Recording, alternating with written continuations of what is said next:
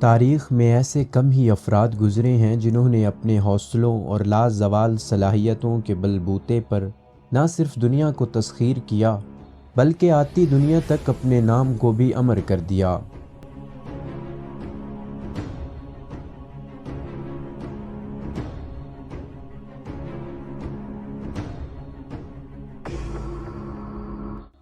Grease کے ایک چھوٹے سے ملک میسیڈونیا میں پیدا ہونے والا سکندر، جو محض 20 سال کی عمر میں تخت نشین ہوا اور کچھ سالوں بعد ہی دنیا میں سکندر اعظم یعنی الیگزینڈر دی گریٹ کے نام سے مشہور ہو گیا۔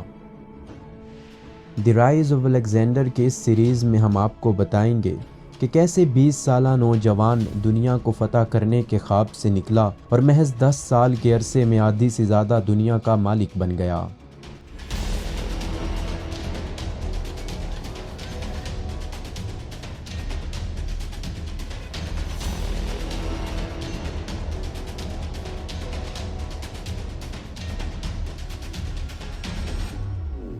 500 سال قبل مسیح قدیم گریس میں ترقی خوشحالی کا عظیم دور تھا، جس میں ثقافت، فن تعمیر، فلسفی اور جنگی حکمت عملی اپنے عروج پر تھی۔ اس خطے میں 2 عظیم شہر موجود تھے، ایک ایتھنز جو آرٹ اور ڈرامے میں مشہور تھا تو دوسرا سپارٹا جو اپنی بہترین فوج کی وجہ سے جانا جاتا تھا۔ 480 قبل مسیح میں دونوں شہروں نے مل کر اس دور کی سب سے بڑی سلطنت پرشین امپائر کا مقابلہ کیا، مگر زیادہ دن اپنا دفاع نہ کر سکے اور شکست سے دوچار ہوئے، جس کے بعد پرشین فورسز نے ان کے انتہائی مقدم مندروں کو نذر آتش کر دیا۔ اس کے بعد 50 سالہ خوشحالی کا دور رہا، مگر ایتھنز اور سپارٹا میں اختلافات پیدا ہوئے اور صورتحال خانہ جنگی کی طرف چلی گئی، جس نے ایک بار پھر اس خطے کے امن و امان کو پارا پارا کر دیا۔ اسی دور میں گریس کے سنگم میں واقع ایک چھوٹا سا ملک میسیڈونیا میں نئی مگر انتہائی عظیم سلطنت کی بنیاد رکھی جا رہی تھی۔ اس وقت اس سلطنت کا سربراہ فلپس دوم تھا، جس نے اپنی سلطنت کو عظیم عروج پر پہنچایا، اور اس میں سب سے بڑا کردار اس کی بہترین فوج کا تھا۔ اس نے اپنی فوج کے اندر کچھ ایسے ریفارمز کیے جس نے اس کی فوج کو ناقابل تسخیر بنا دیا۔ اس کے مشہور ترین ریفارمز میں شامل تھا ساریسا، یعنی 18 فٹ لمبا نیزہ، جو دنیا کی تاریخ میں پہلی مرتبہ ہوا تھا کہ کوئی فوج اتنے لمبے نیزے کے ساتھ میدان میں اترتی تھی۔ نئے ریفارمز، بہترین فوج اور بہترین حکمت عملی کی مدد سے فلپس نے گریس کے بہت سارے علاقے فتح کر لیے۔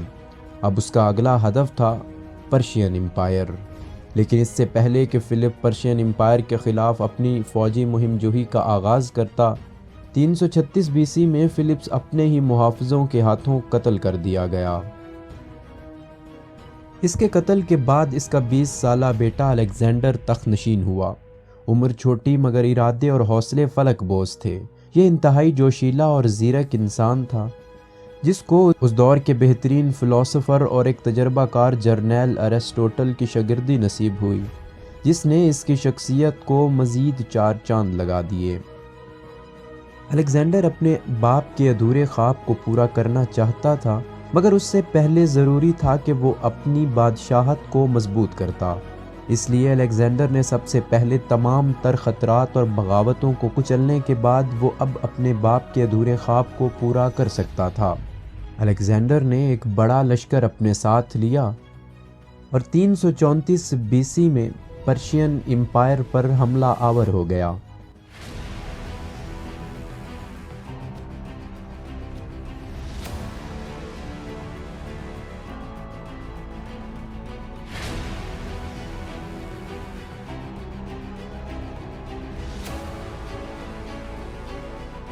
یہ دنیا کی تاریخ میں سب سے بڑی اور عظیم فوجی مہم تھی۔ الیگزینڈر کی فوج لگ بھگ 40,000 افراد پر مشتمل تھی، جو پورے گریس کے مختلف علاقوں سے لائی گئی تھی۔ یہ فوج مختلف دستوں پر مشتمل تھی اور اس کے ہر دستے کی قیادت ایک بہترین جرنیل کر رہا تھا۔ اس فوج کا سب سے بڑا دستہ وہ تھا جو 18 فٹ لمبے نیزے کے ساتھ دشمن پر حملہ آور ہوتے تھے یا حملے کی صورت میں اپنی فوج کا دفاع کرتے تھے۔ ان کی تعداد 9000 افراد سے بھی زیادہ تھی۔ یہ دستہ الیگزینڈر کی فوج کی انفرادیت بھی تھی اور اس دستے کو فوج کا سب سے مضبوط دستہ بھی تصور کیا جاتا تھا۔ ان کی فارمیشن کچھ اس طرح سے کی جاتی تھی کہ دشمن کے لیے اسے عبور کرنا لگ بھگ ناممکن ہوتا تھا۔ اس کے علاوہ فوج کے مزید 3 چھوٹے دستے بھی نیزوں کے ساتھ جنگ لڑتے تھے اور کئی ہزار گھوڑ سوار اپنی فوج کی مدد کے لیے ہمہ گیر تیار رہتے تھے۔ رائل اسکواڈرن نامی دستے کی قیادت الیگزینڈر خود کرتا تھا، جو اس فوج کا سب سے ماہر جنگجو اور لڑاکا دستہ تھا۔ پرشین امپائر مختلف صوبوں میں تقسیم تھی جس کو سیٹروپیز کہا جاتا تھا اور ہر صوبے کو ایک گورنر چلاتا تھا۔ لڈانیا صوبہ جو گریس اور پرشین امپائر کے سرحدی علاقہ تھا، اس پر الیگزینڈر کی فوج نے سب سے پہلے حملہ کیا اور گرینیکس دریا میں دونوں فوجیں پہلی مرتبہ آمنے سامنے آئیں۔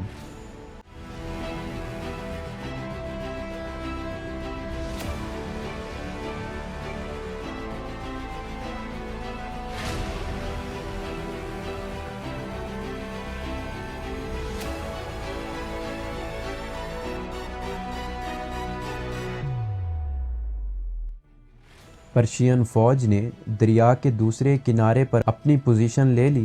اس فوج میں سلطنت کے ہر علاقے سے فوجیوں کو شامل کیا گیا تھا، جن میں آج کے ایران، افغانستان، ترکی، حتیٰ کہ گریس سے بھی فوجیوں کو لایا گیا تھا۔ دونوں فوجیں دریا کے دونوں کناروں پر آمنے سامنے تھیں۔ الیگزینڈر نے بغیر کسی تاخیر کے اپنے گھوڑ سوار دستے کو دریا کو پار کر کے پرشین فوج پر حملہ کرنے کا حکم دے دیا، اور اس حکم کے ساتھ الیگزینڈر خود بھی ان دستوں کی قیادت کرتا ہوا دشمن فوج پر ٹوٹ پڑا۔